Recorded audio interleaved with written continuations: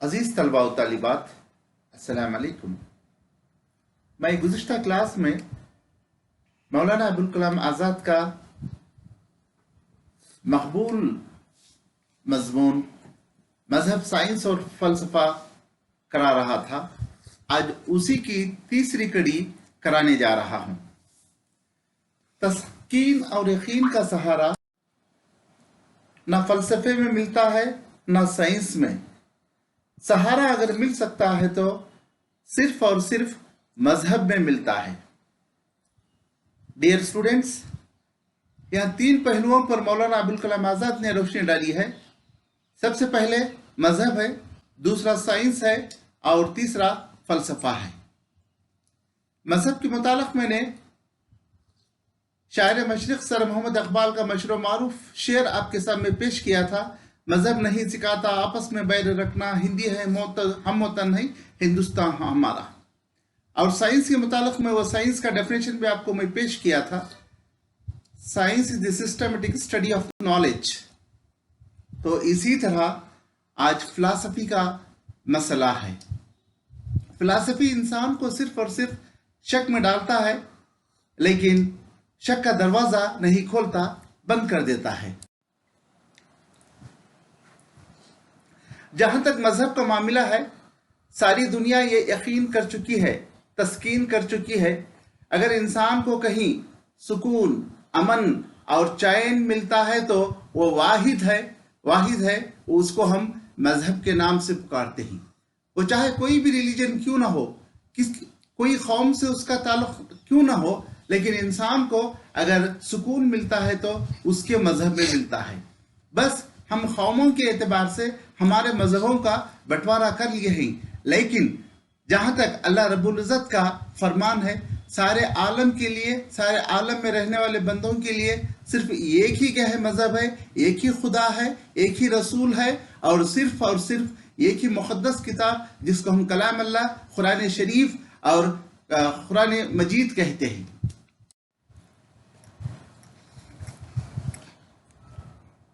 मौलाना आज़ाद फलसफा और साइंस से मजहब को तरजीह देते हैं।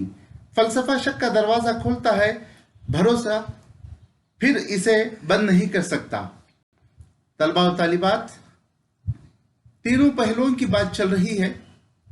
तो यहाँ पर मौलाना अबुल कलाम आज़ाद का जहाँ तक ख्याल है, ना वो फलसफे को अहमियत देते हैं, ना वो साइंस को अहमियत देते हैं, लेकिन इन दोनों के मुकाबले में, साइंस और फलसफे के मुकाबले में, वो मजहब को तरजीह देते हैं, अहमियत देते हैं, इम्पोर्टेंस देते हैं, क्योंकि अल्लाह के बनाए हुए बंदों को सुकून, इत्मीनान और चैन मिलता है तो मजहब ही में मिलता है। इसीलिए मौलाना आज़ाद मजहब को साइंस और फलसफे के मुकाबले में तरजीह यानी अहमियत यानी इम्पोर्टेंस देते हैं। जहां तक फलसफे का मामला है, फलसफा शक का दरवाजा खोलता है, लेकिन उस शक के दरवाजे को बंद नहीं करता। साइंस सबूत देता है मगर अकीदा नहीं देता। देखिए, हर एक चीज यहां पर अपनी अपनी अहमियत रखती है। फलसफे का मामला शक का दरवाजा खोलता है, लेकिन उसको बंद नहीं करता, खुला ही रखता है। दूसरा साइंस का मामला ये सबूत पेश करता है, लेकिन अकीदा नहीं देता।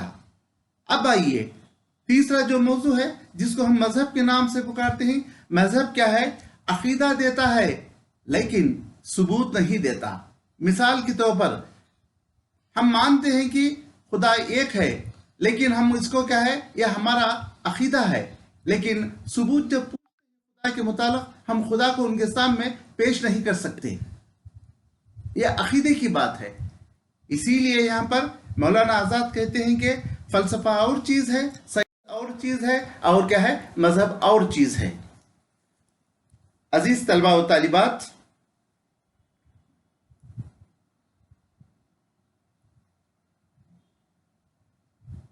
यहां जिंदगी बसर करने के लिए सिर्फ साबित शुदा हकीकतों की जरूरत नहीं, बल्कि अकीदा भी जरूरी है।